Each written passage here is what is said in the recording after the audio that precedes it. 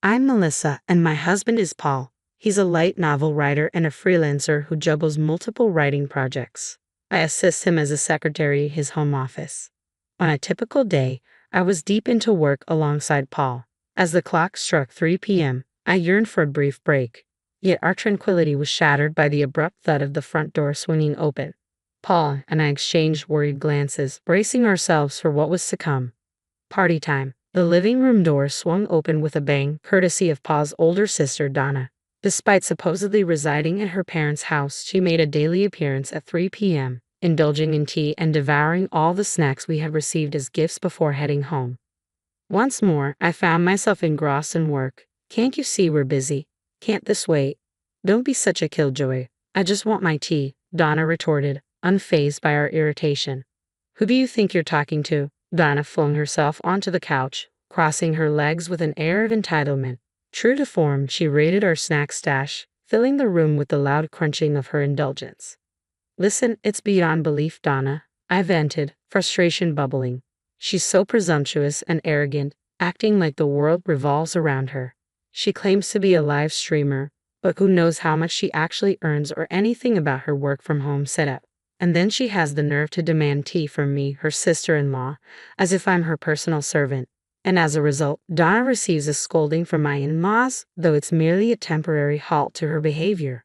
This demeanor has persisted since I first began dating Paul in high school, so it doesn't faze me much. Handle it yourself, I retorted. Don't you dare sass me, Donna shot back, her words punctuated by the scattering of snacks from her mouth to the floor. You dare talk back to me? You're the newcomer here. You should know your place. As the eldest daughter, I demand respect. If you can't handle it, then maybe you should consider a divorce. I was seething with anger at Donna's remark, but it was Paul who displayed frustration first. That's it. You're being unbearable. Leave. What? Hold on. Paul rose from his seat, seized Donna's arm, and escorted her out, her protests echoing through the room. And if you ever use the spare key we misplaced to barge in here again, I won't be so forgiving. I'll be informing Mom and Dad about this. Enough, Donna. Enough fuss, Paul commanded firmly. He reached the front door, where Donna continued her complaints, and secured the chain lock, ensuring she couldn't barge in again. With deliberate clarity, he made sure Donna heard the lock clicking into place. Then Paul swiftly dialed a number on his phone. Dad? Donna's here again. Just a moment, Paul paused to address his father. The persistent knocking on the door echoed throughout the room, but eventually it ceased. It seemed Donna had finally relented and departed. Paul and I breathed a collective sigh of relief. I'm sorry for the trouble. Donna's presence seemed to prompt an apology from me. No need to apologize. Donna's been treating Paul like a servant since she was little. Paul, being gentle and quiet, never pushed back. But ever since we got together and married, he's been learning to stand up for himself, I explained. However, it's been almost 2 years since we married, and her constant visits need addressing. She even showed up uninvited while we had guests recently. Lately, our editor has been dropping by, typically between 3 and 4 p.m. Donna once even tried to flirt with the editor, asking, I'm his sister, what are your hobbies? It was so embarrassing that we've had to arrange for the editor to visit in the mornings instead.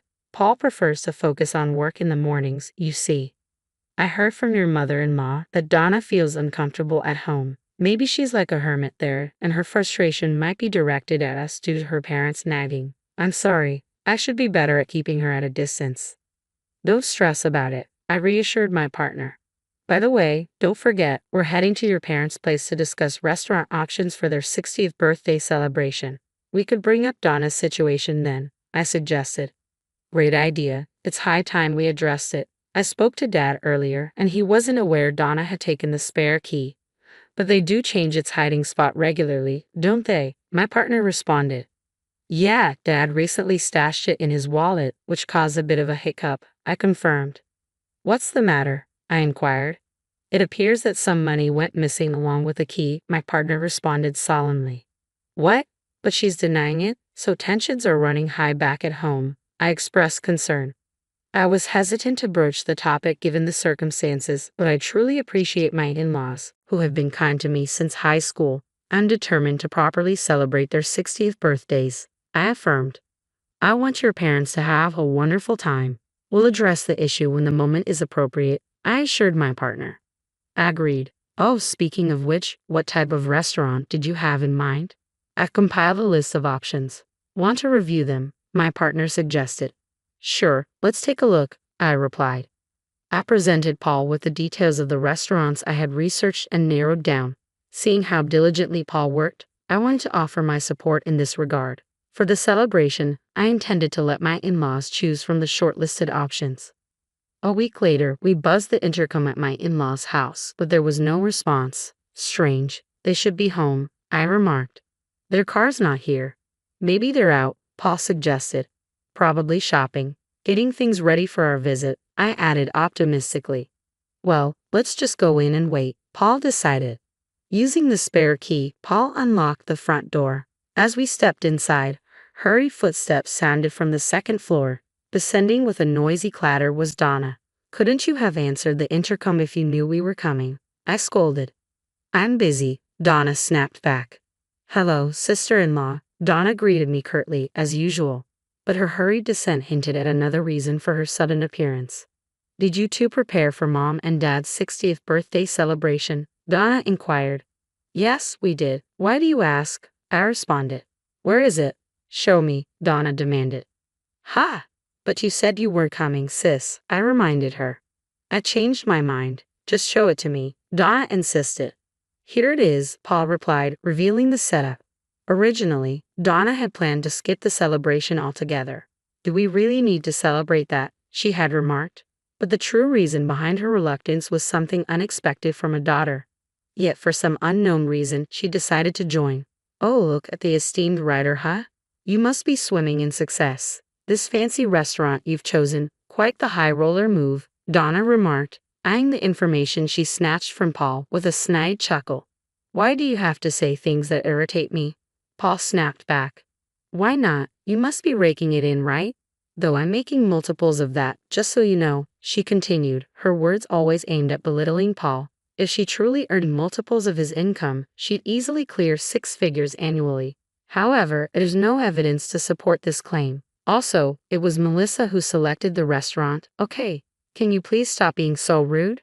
Donna's intense stare made me uneasy. I instinctively retreated, asking, what's on your mind? But Donna proceeded to utter something utterly outrageous. Ah, there it is, Paul. You're finally witnessing this woman's true nature, aren't you? What? Oh, never mind. I'm excited for the celebration. Catch you later.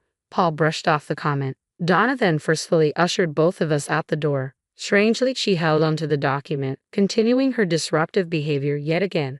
Well, no big deal. We can print out the restaurant details whenever we need to, and then we can show my in-laws the photos to confirm, I reassured Paul. As it happened, our in-laws had completely forgotten about our visit that day and had gone to a Sunday farmers market instead. They apologized to us later for the mix-up. With the venue finalized and the reservation complete, we eagerly awaited the day of the 60th birthday celebration. As we arrived on site, Donna and our parents were already there. Despite our earlier awkward exchange with Donna, we tried to push it aside. However, her smug smile directed at me sparked a sense of unease. Nevertheless, we proceeded into the restaurant. We were led to a private room, exquisitely designed in traditional Japanese style, surpassing the beauty depicted in online photos. Just as my in-laws began to admire the room with smiles on their faces, Donna interjected from behind us, her grin mischievous. Don't let yourselves be deceived, Mom and Dad, she remarked suddenly. Suddenly, Donna pointed a finger at me and shouted, You're after our family's wealth, aren't you? Her accusation startled not only me but also Paul, my father-in-law, and my mother-in-law, leaving us all in blank surprise. Wealth? What? I stammered, utterly confused by the sudden accusation. What nonsense. We're just an ordinary middle-class family, Paul angrily interjected, but Donna's theatrics were far from over. As the eldest daughter, I'm set to inherit this house. You're planning to target my parents too, aren't you? I won't be fooled, Donna continued, her tone accusatory. I really don't understand what you're talking about. Why would you think I'd do such a thing? I attempted to reason, but Donna seemed unwilling to engage in dialogue. I've seen right through you from the start. You're a dangerous woman. Getting close to Paul, and now this, Donna accused. That's absurd. Paul and I have been together since high school. If wealth was my goal, I would have chosen differently, I defended, incredulous. Donna merely snickered at Paul's disbelief and continued her tirade. A woman not after money would have picked a more modest restaurant. But look at this lineup. All expensive places, she boasted. Donna thrust some documents she had taken from Paul a few days ago into our hands. What's the point? I asked. Don't you see? This woman believes she can manipulate your wealth however she pleases. Simple-minded men, Donna jeered, bursting into laughter, oblivious to our growing realization of the situation's hopelessness. I won't hand over the family's wealth. Paul, do you see now? This woman's true colors, Donna declared, urging Paul to understand. Having her as family is a nuisance. You two should divorce. Paul, this is an order from your elder sister for the peace and security of our home.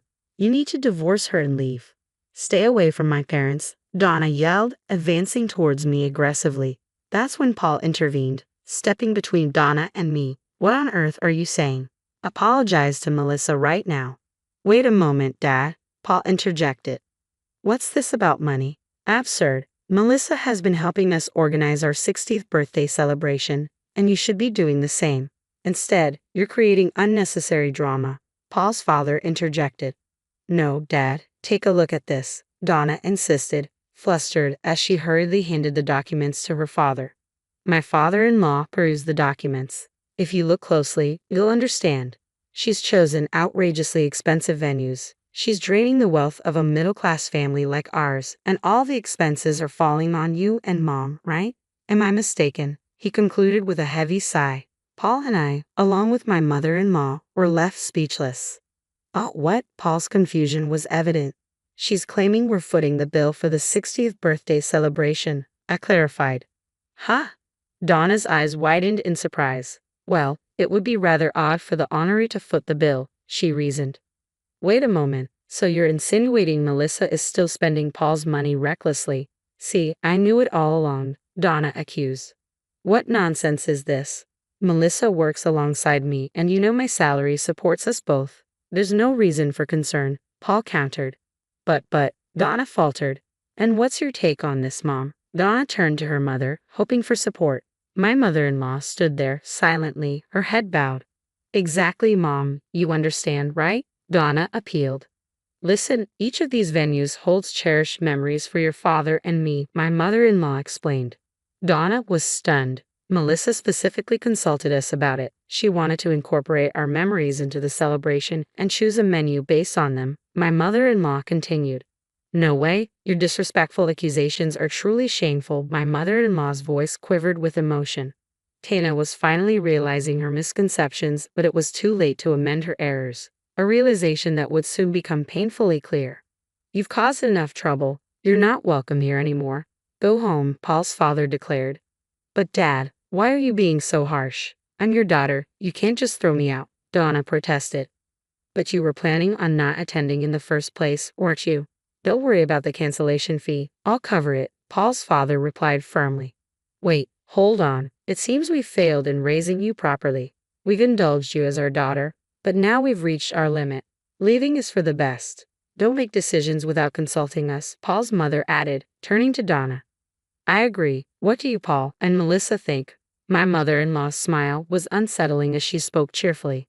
Donna looked at us with teary eyes as if pleading for help, but I remembered your sister's advice not to intervene in family matters. No, that was about my parents, I interjected.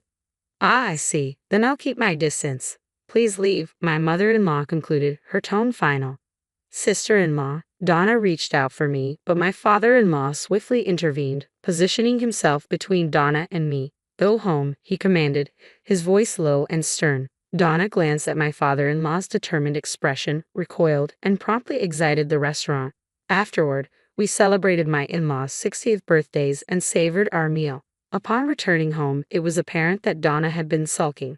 However, my father-in-law reiterated that she should leave. Donna burst into tears and caused a scene, prompting us to contemplate sending her to a rehabilitation facility. I'm not sick, she spat out before disappearing. Rumors circulated that she found a job at a dormitory, but she struggled to maintain it, frequently changing jobs and addresses. Meanwhile, we remained dedicated to our daily grind. Our bond with my in-laws remained strong, and we cherished our time together. While we couldn't help but worry about our sister-in-law's well-being, We had no desire to endure her selfish behavior again. My priority remained supporting my husband so he could devote more energy to his work.